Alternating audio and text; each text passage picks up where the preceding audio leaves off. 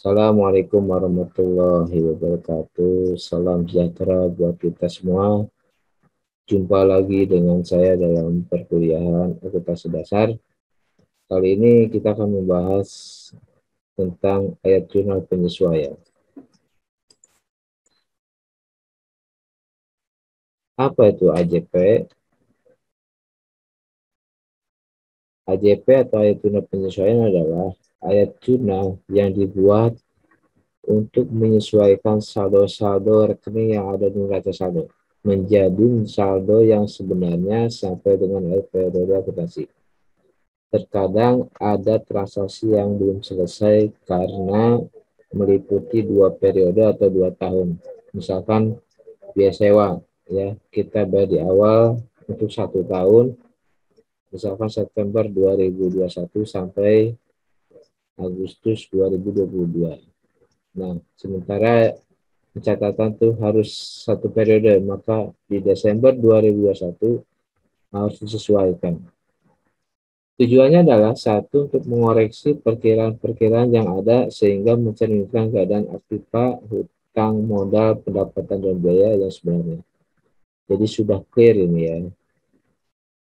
Yang kedua, untuk memisahkan antara penghasilan dan biaya dari suatu periode dengan periode lainnya. Tadi sudah jelas saya disebutkan, kita pisahkan antara September sampai Desember 2021 dengan Januari dan Agustus 2022. Seperti itu ya. Lalu ada 8 akun yang harus disesuaikan. Yang pertama BDMK, biaya dibayar muka. Yang kedua pendapatan diterima di buka atau PDMK. Yang ketiga biaya yang masih harus dibayar atau hutang biaya. Yang keempat pendapatan yang masih harus diterima. Yang kelima penyusutan akibat tetap. Keenam kerugian piutang tak tertagih. Yang ketujuh persediaan barang dagang. Dan terakhir biaya pemakaian perlengkapan. Kita bahas satu-satu.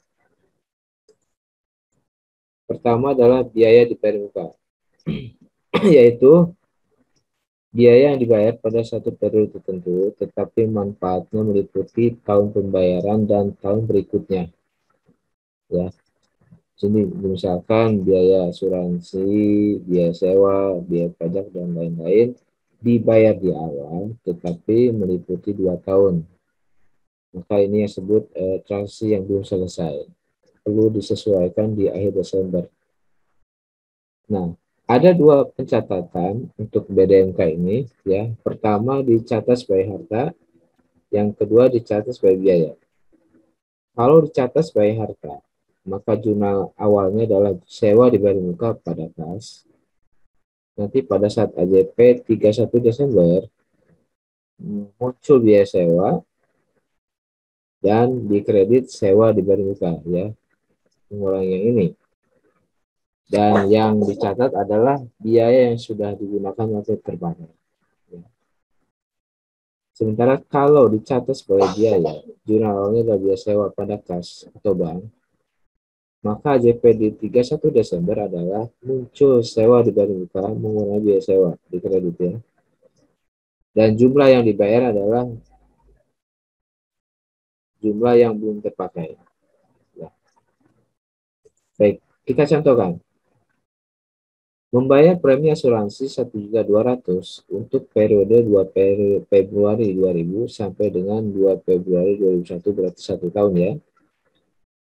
Maka ketika kita catat sebagai harta, jurnal waktu saat membayar adalah harta itu asuransi dibayar muka debitnya ya pada kas atau bank besar 1.200.000. Nah, pada saat AJP di Desember ya, maka di sini jumlahnya muncul biaya asuransi, kreditnya asuransi dibayar muka mengurangi yang atas tadi sebesar 1.100.000, yaitu biaya yang sudah terjadi atau sudah dipakai. Cara ngitungnya adalah karena Februari sampai Desember itu 11 bulan, maka 11 per 12 adalah 1,2. 11 per 12 kali 1,2 adalah 1.100.000. Lalu yang kedua, kalau dicatat sebagai biaya, jurnal awalnya adalah biaya asuransi pada kas, jelas ya, ini biaya 1,2. Nah, pada saat AJP di Desember, maka muncul asuransi di bayar muka, kemudian kreditnya mengurangi biaya asuransi ya di sini. Sebesar 100.000. Ini dari mana angkanya adalah yang belum terpakai yang 1 bulan ya. Jadi ngitungnya 1/12 dikali 1.200.000 sama dengan 100.000. Itu ya, itu yang pertama. Lalu yang kedua, pendapatan diterima di muka. Apa ini? Yaitu penghasilan yang telah diterima, tetapi merupakan pendapatan yang diikuti periode penerimaan dan periode berikutnya. Jadi duitnya duluan, uangnya duluan, tetapi kerjanya belum, seperti itu ya. Pendapatan duluan, kerjanya belum. Contohnya di sini pendapatan sewa ya. Sama halnya dengan yang tadi, pendapatan diterima di muka pun ada dua pencatatan, yaitu sebagai hutang, yang kedua sebagai pendapatan. Kalau sebagai hutang, jurnal awalnya adalah kas, kita terima kas ya. Kas pada pendapatan diterima di muka, nanti di AJP-nya di 31 Desember pendapatan diterima di mukanya adalah di debit, muncul pendapatan sewa. Ini yang dicatat adalah yang sudah dikerjakan atau sudah terjadi ya. Kemudian yang kedua, kalau dicatat sebagai pendapatan, jurnal awalnya adalah kas pada pendapatan sewa. Maka pada saat di AJP di 31 Desember, debitnya pendapatan sewa mengurangi yang ini ya. Lalu kreditnya pendapatan sewa diterima di muka, ini yang dicatat ada yang belum dikerjakan ya. Oleh karena itu mau mencatat sebagai apapun hasilnya tetap sama ya. Mari kita contohkan. Menerima pendapatan sewa untuk 2 tahun 3 juta rupiah tanggal 30 Juni tahun 2000. Apabila dicatat sebagai hutang, kita lihat ke jurnal awalnya adalah kas pada sewa diterima di muka ya. 3 juta rupiah. Pada saat AJP di 31 Desember, maka debitnya sewa diterima di muka pada pendapatan sewa ya. Sebesar Rp750.000. Dari mana ini? Kita lihat Juli sampai Desember itu 6 bulan, maka menghitungnya 6/24 kali 3 juta adalah Rp750.000. Sementara kalau dicatat sebagai pendapatan, jurnalnya adalah kas pada pendapatan sewa. Maka nanti di AJP di 31 Desember, di debit pendapatan sewanya, kemudian di kredit sewa diterima di muka sebesar Rp2.250.000. Ini didapat dari periode Januari 2001 sampai Juni 2002 itu 18 bulan. Maka 18 bulan bagi 24 bulan kali 3 juta adalah Rp2.250.000. Paham ya? 1 dan 2 ini memang agak sulit karena perlu dipahami ada 2 pencatatan itu ya, dan bagaimana cara gunakan. Tapi kalau kita paham, insya Allah bisa ya. Lalu kita yang ketiga, biaya yang masih harus dibayar atau hutang biaya ya. Ini adalah untuk mencatat adanya biaya yang masih harus dibayar atau hutang pada akhir periode akuntansi. Maka JP-nya cukup mudah, yaitu biaya titik-titik pada B titik-titik yang masih dibayar ya. Dicontohkan sini masih harus dibayar gaji pegawai bulan Desember 300.000. Maka kita bisa jurnal AJP-nya, biaya gajinya debit, kreditnya biaya gaji yang masih harus dibayar atau hutang gaji. Boleh dua-duanya, boleh salah satu. Mau gaji yang masih dibayar boleh, ataupun hutang gaji juga boleh. Bisa Rp300.000. Udah ya.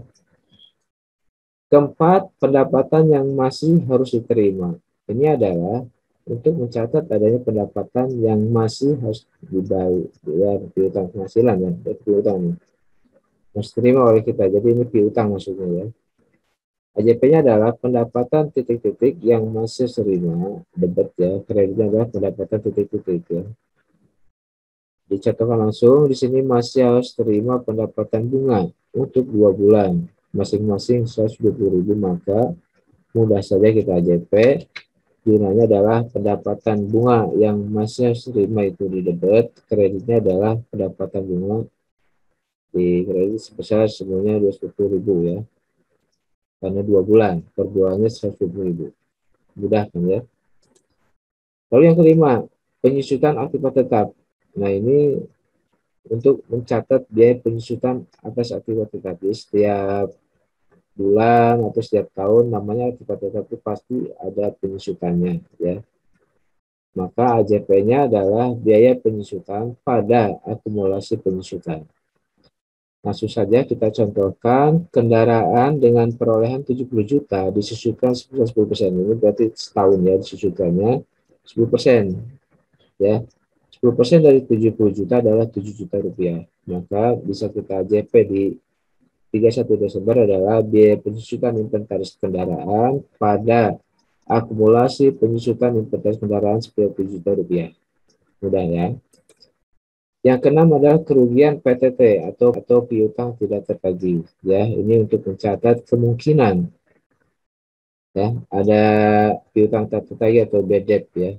Maka kita bisa jurnal AJP-nya adalah kerugian piutang tak tertagih pada cadangan kerugian piutang. Ini debitnya adalah biaya ya kategorinya ya. Jadi teman-teman boleh memberikan di depannya biaya. Langsung saja kita contohkan, saldo piutang perusahaan sebesar 1 juta rupiah diperkirakan 10% tidak tertagih.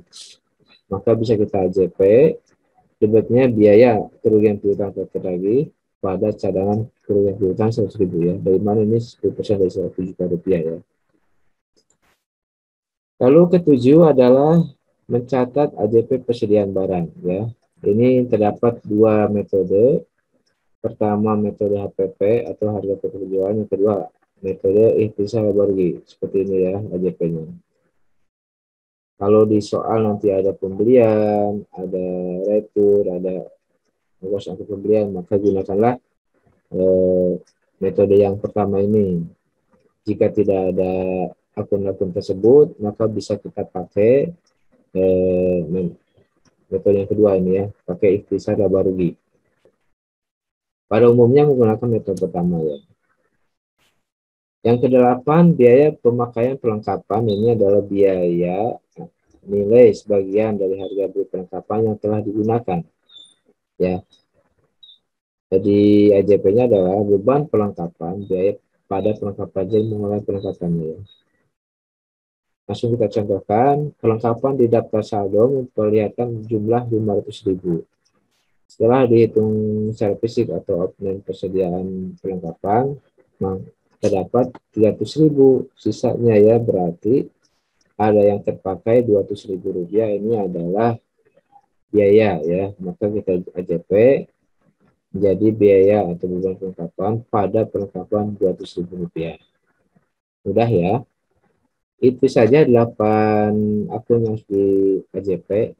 Tidak banyak ya. Teman-teman harus bisa apa saja yang harus disesuaikan dan bagaimana jurnal AJP-nya.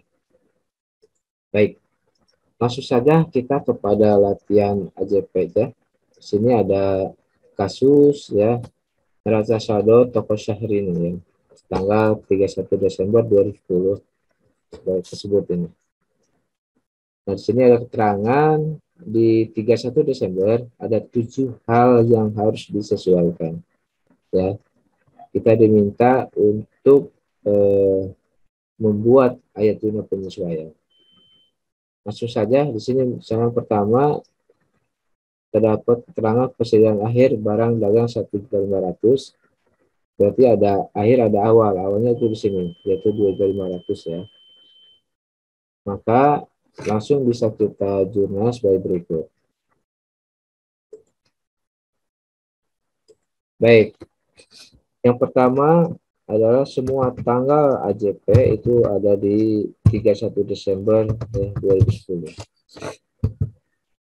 Oleh karena di akun tadi tidak ada pembelian, tidak ada retur, maka kita gunakan metode kedua untuk AJP adalah menggunakan ikhtisar laba rugi ya.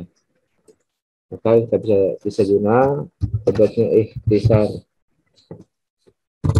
laba rugi Kreditnya adalah persediaan awal ya. Tadi kita sama-sama telah mengetahui persediaan awalnya adalah 2.500.000.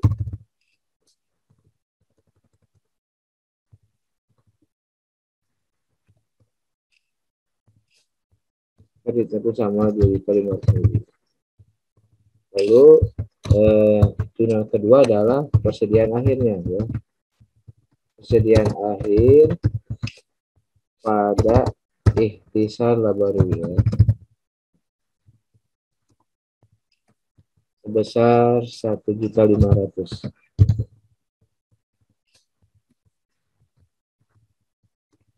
Jadi mudah saja kalau misalkan di soal tidak ada akun-akun pembelian, retur dan juga biaya angkut, maka kita gunakan metode ikhtisar labariyah.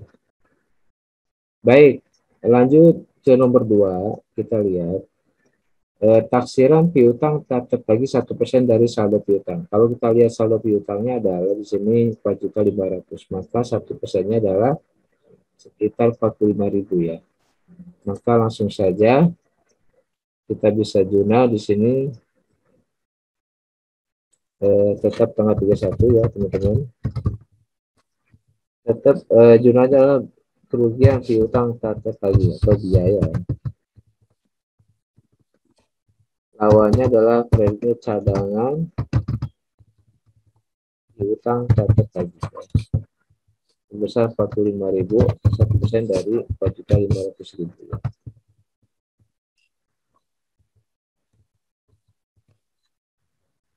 Lalu yang ketiga, kita lihat sewa dibayar 1 Januari 2010 maksudnya nih, untuk 3 tahun. Berarti sewanya untuk 3 tahun. Berarti pada saat pertama itu dicatat sebagai sewa dibayar muka, ya, maka nanti AJP-nya adalah biaya sewa pada sewa dibayar muka itu ya. Nilainya adalah kita lihat 1 Januari sampai Desember itu kan 12 bulan ya. Berarti 12 per 36 dikali 600.000 rupiah atau 1/3 ya. Sepertiganya dikali 600.000 ada 12.000 rupiah. Maka bisa kita jurnal AJP-nya adalah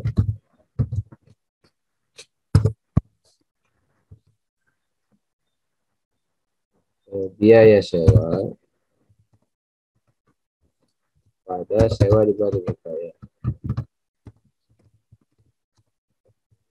Jadi pada saat awal jurnal menggunakan sebagai harta ya, maka kita AJP biaya sewa pada sewa dibayar muka sebesar 200.000 rupiah adalah sepertiganya dari 600.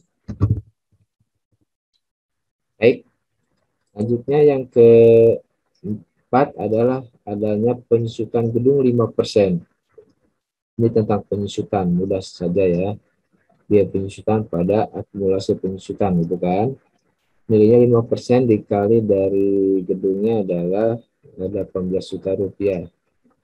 Berarti 5%-nya sekitar 900.000 rupiah ya. Maka bisa kita jurnal di sini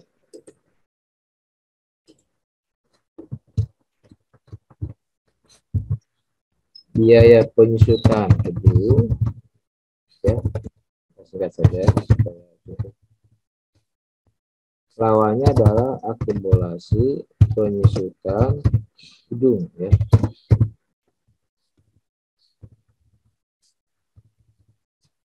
Sebesar 5%-nya adalah tadi 900.000.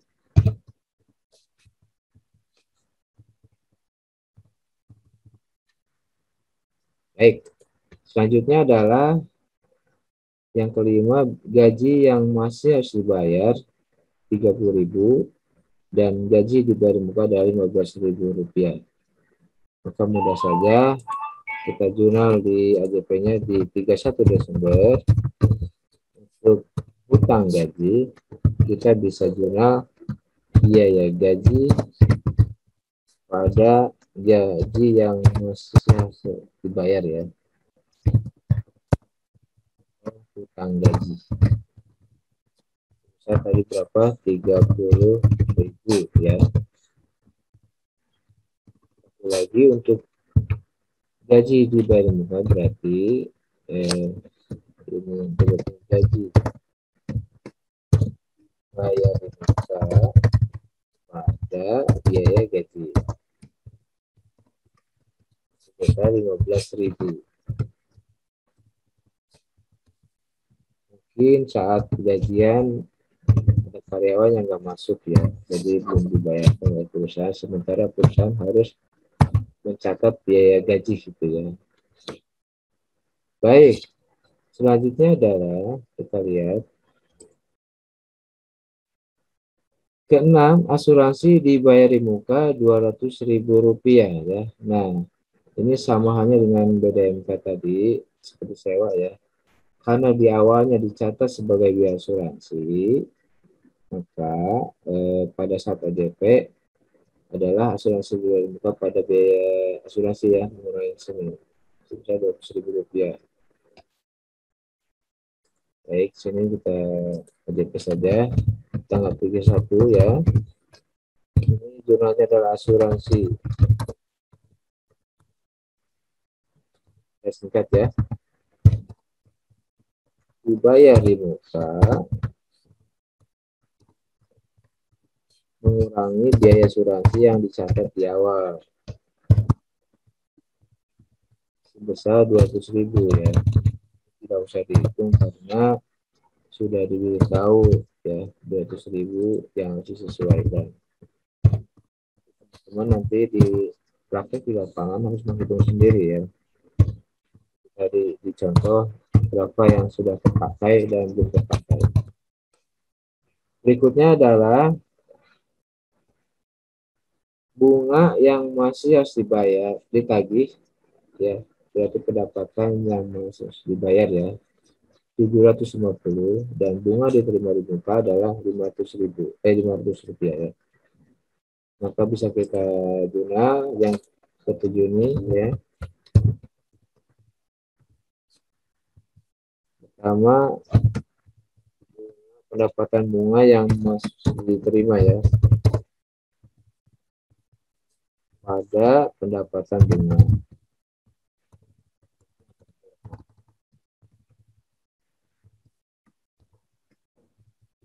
sebesar 750. Dan satu lagi untuk pendapatan bunga ya, dapat pendapatan bunga pada bunga diterima di muka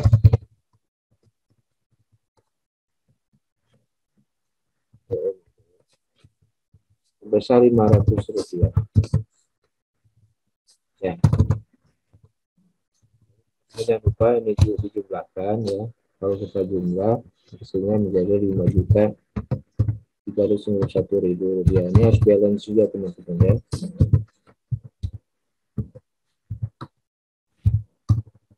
Nah, pada aplikasi accounting otomatis tidak disediakan khusus untuk AJP ya. Teman-teman bisa jurnal kembali di menu jurnal ya, seperti jurnal biasanya.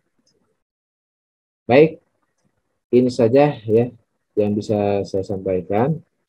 Kemudian di sini ada tugas ya, per kelompok teman-teman harus mengerjakannya. Seperti biasa dikumpulkan di MyBase atau di email ya. Itu saja yang bisa saya sampaikan ya. Semoga bermanfaat. Kita jumpa lagi minggu depan. Assalamualaikum warahmatullahi wabarakatuh.